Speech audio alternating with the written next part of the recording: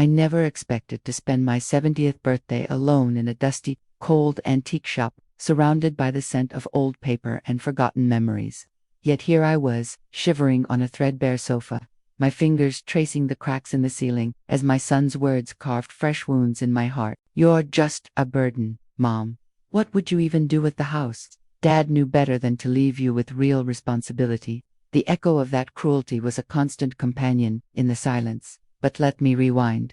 You need to understand how I ended up here, clutching a suitcase filled with the fragments of my 40-year marriage to Michael. The day began in the sterile office of our family attorney. Mr. Evans, David, my son, stood beside me in a sharp, charcoal gray suit that cost more than my first car. I wore the simple navy dress I'd buried Michael in just a month prior. The room felt suffocating, like the air had been sucked out and replaced with lead. Mr. Evans cleared his throat, his eyes avoiding mine. "Before we begin, I want to assure you both that everything is legally binding and precisely as Mr. Mitchell instructed." That should have been my first warning.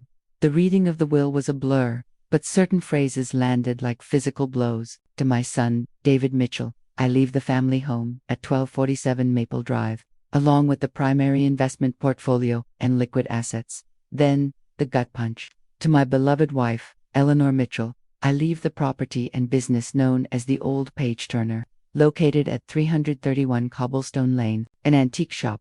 After 4 decades of building a life together, Michael had left me a struggling antique shop." David's face transformed from somber grief to barely concealed victory. He placed a hand on my shoulder, squeezing a little too tight. "Don't worry, Mom, I'll make sure you're comfortable. You shouldn't have to worry about anything." His voice was smooth, rehearsed.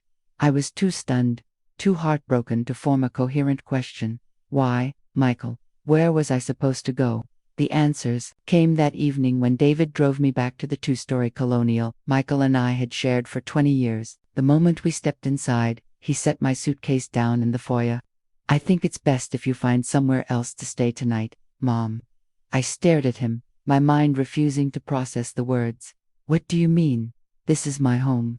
His smile was thin, condescending. "The will makes it clear, Mom. It's mine now.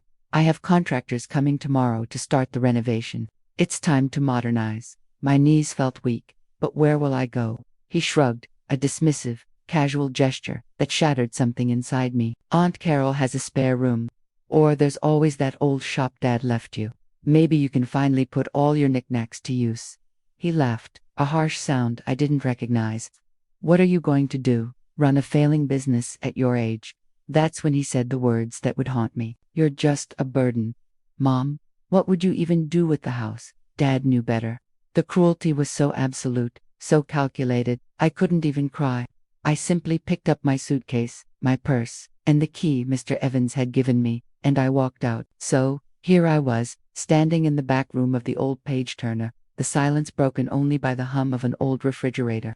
The shop was dark, cluttered with stacks of books and old furniture, exactly as Michael had left it. It felt like a tomb, but as I stumbled through the gloom, my flashlight beam caught something at a large, freestanding bookshelf that seemed out of place, positioned away from the wall. Behind it, almost hidden, was a door I'd never noticed before. My heart hammered against my ribs. What was this? A secret room? With trembling hands, I pushed the bookshelf aside, its wheels groaning in protest. The door behind it was solid oak, with a modern electronic keypad mounted where a lock should be. Confused, I reached into my purse for the key Mr. Evans had given me, but it was just a standard metal key. Then I remembered Michael's birthday, our anniversary. I typed in the numbers of our wedding date, June 19, 1980-3. A soft click echoed in the silence. The door swung inward. I stepped inside, my flashlight beam cutting through the darkness to reveal a room that defied all logic. It wasn't a storage closet. It was a climate-controlled, beautifully finished library. The air was cool and dry, carrying the scent of aged leather and polished wood. Custom-built mahogany shelves lined the walls, but they didn't hold random old books. Each shelf was meticulously organized, with small, discreet plaques. My beam fell on the first plaque, first folio, William Shakespeare, 1623. I froze, my breath catching. No, it couldn't be. I moved the light to the next, the Gutenberg Bible, 1455. My knees buckled, and I grabbed a nearby ladder for support. This wasn't an antique shop, it was a vault, a treasury of the most rare and valuable books in the world. I stumbled to the wall, my fingers fumbling for a light switch. When I found it, the room flooded with a warm, gentle glow from recessed LEDs. The sudden illumination revealed the full, breathtaking scope of the collection. Dozens of volumes, each protected in a custom glass case with controlled humidity. In the center of the room was a beautiful partner's desk, and on it sat a single cream-colored envelope with my name written in Michael's unmistakable handwriting. My hands shook so badly I could barely break the seal. Inside were several pages of his familiar stationery. My dearest Ellie, if you're reading this, then I'm gone, and you've discovered my final gift to you. First, I am so sorry for the shock and the pain. This secrecy was never meant to hurt you, but to protect you. 5 years ago, when I was diagnosed with pancreatic cancer, the doctors were grim. I beat their predictions, but I knew our time was limited. I had to ensure you would be safe and independent after I was gone. I've watched David change over the years, my love. The boy we raised has become a man consumed by status and immediate gratification. I feared that if I left everything to you jointly, or even split it equally, he would find a way to control it all, to manage your life for your own good. I've heard how he speaks to you, how he dismisses your wisdom. I couldn't let that be your future. So, I created this split inheritance. David has received what he values most, the visible symbols of success. But what you are standing in, my love, is the real legacy. The collection in this room is curated from a lifetime of secret acquisitions. The Shakespeare First Folio alone is insured for over $8 million. The Gutenberg Bible is valued at nearly $12 million. There are others, a first edition of Chaucer's Canterbury Tales, an original Audubon's Birds of America folio. The total appraisal value is approximately $35 million. In the desk drawer, you will find a full inventory, insurance documents, and the contact information for Isabella Rossi, my trusted rare book dealer and advisor. She can help you navigate whatever you decide to do, but the books are only part of it. Ellie, behind the painting of the lighthouse from our trip to Maine, the combination is your birthday. You'll find a safe. Inside are deeds to several income-producing properties I purchased over the last 5 years, all in a trust that transfers to you. There are also investment accounts that will provide more than enough for you to live comfortably for the rest of your life. I know this is overwhelming. I did this not because I distrust David, but because I wanted to give him a chance to show his character when faced with inheritance. If he has proven himself worthy, if he has treated you with the love and respect you deserve, then perhaps you will choose to share some of this with him. But if he has revealed the nature I fear, then this is your shield, your freedom, your independence. I love you more than all the words in all these books combined. Always, Michael. I sank into the leather chair behind the desk, the letter pressed to my chest. Tears streamed down my face, not of sadness, but of awe. Michael had seen everything. He had built this fortress of love around me, while I was none the wiser. The irony was staggering. Hours ago, my own son had cast me out, calling me a burden while he believed he had won the prize. How blind he had been.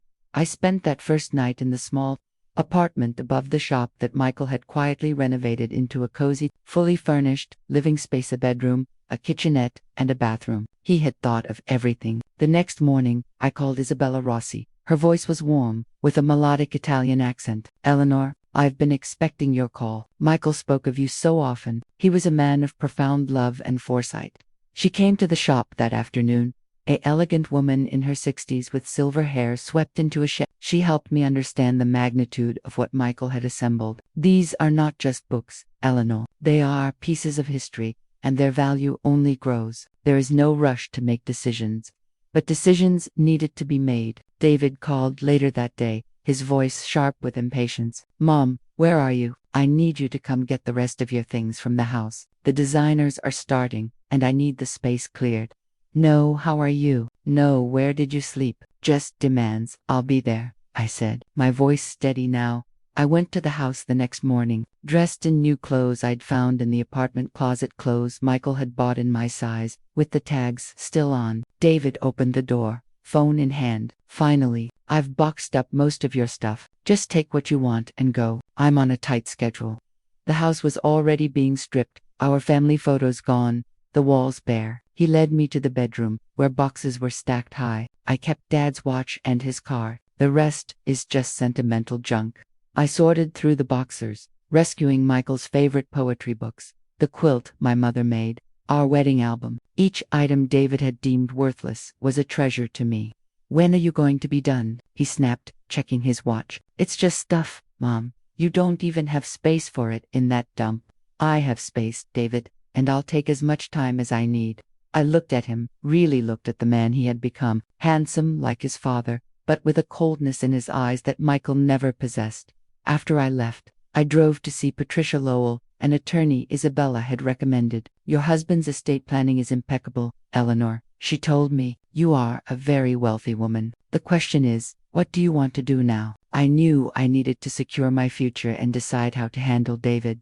I spent the next few weeks settling into the apartment above the shop, exploring the secret library, and meeting with financial advisors. The safe behind the lighthouse painting revealed a portfolio that included a deed to a small, modern condo in a quiet coastal town we had loved, Portsmouth, New Hampshire. It was fully furnished and waiting for me. David, meanwhile, grew increasingly suspicious. He called again, his tone shifting. "Mom, I've been going through Dad's papers. There are references to other assets meetings with advisors I don't know. What aren't you telling me? Your father handled the finances. David, if there's anything else, I'm sure it's been handled." I ended the call quickly, but I knew it was only a matter of time.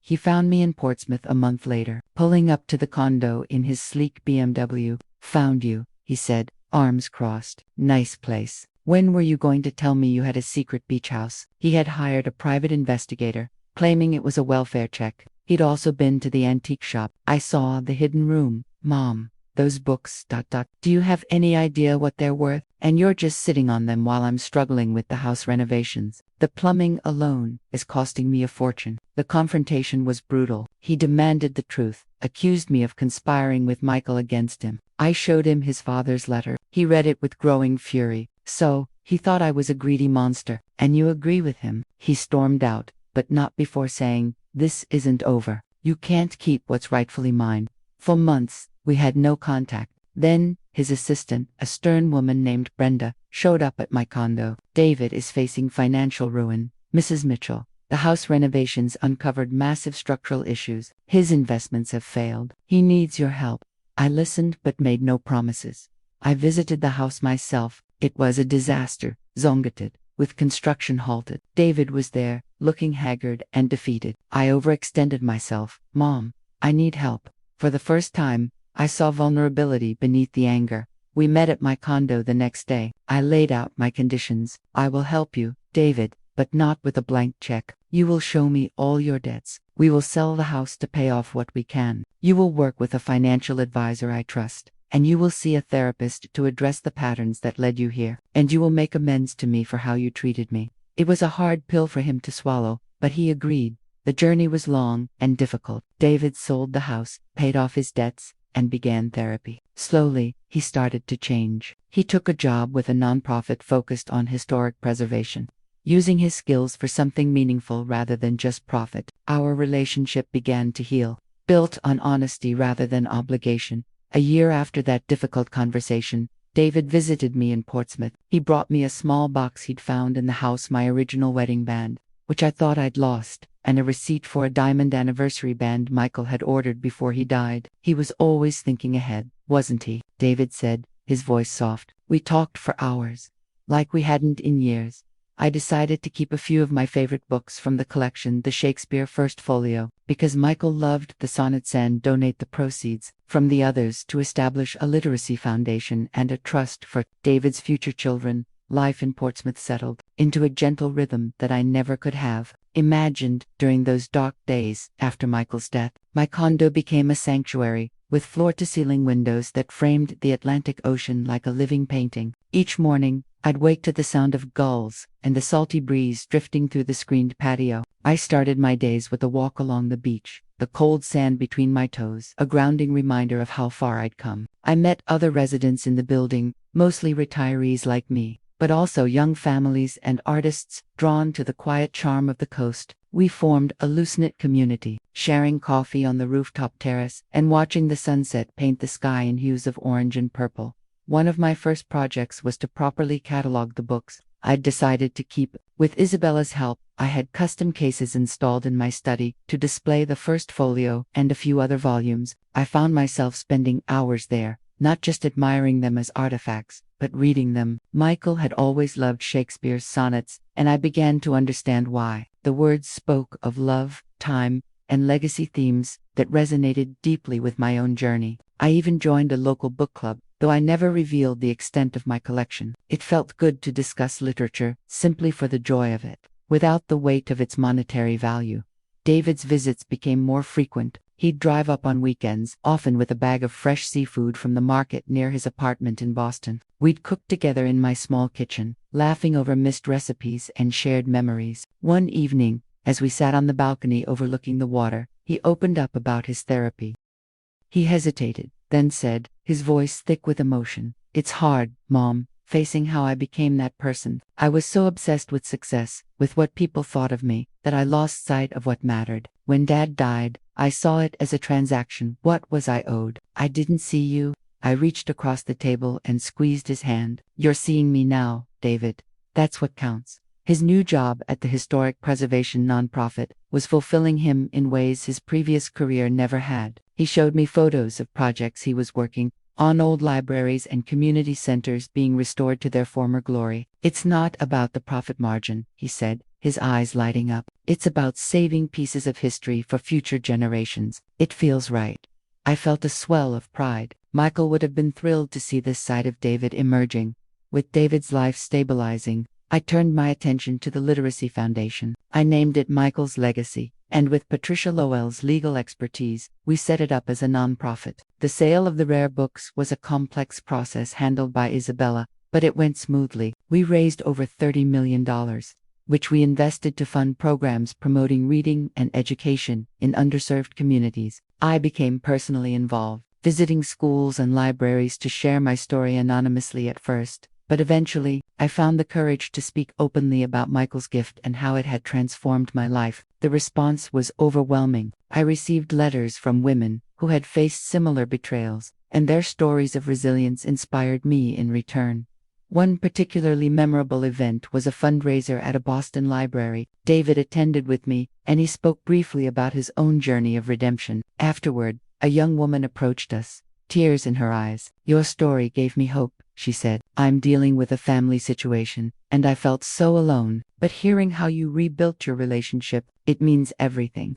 In that moment, I realized that Michael's legacy wasn't just about the money. It was about the connections we were forging and the lives we were touching. Back in Portsmouth, I continued to build my new life. I volunteered at a local literacy program, tutoring adults who were learning to read. The gratitude in their eyes was a constant reminder of the power of second chances. I even started a small book club at the community center, focusing on classics that Michael had loved. We read To Kill a Mockingbird and The Great Gatsby, and the discussions were lively and heartfelt. Through it all, I felt Michael's presence not as a ghost, but as a guiding force, encouraging me to embrace this new chapter.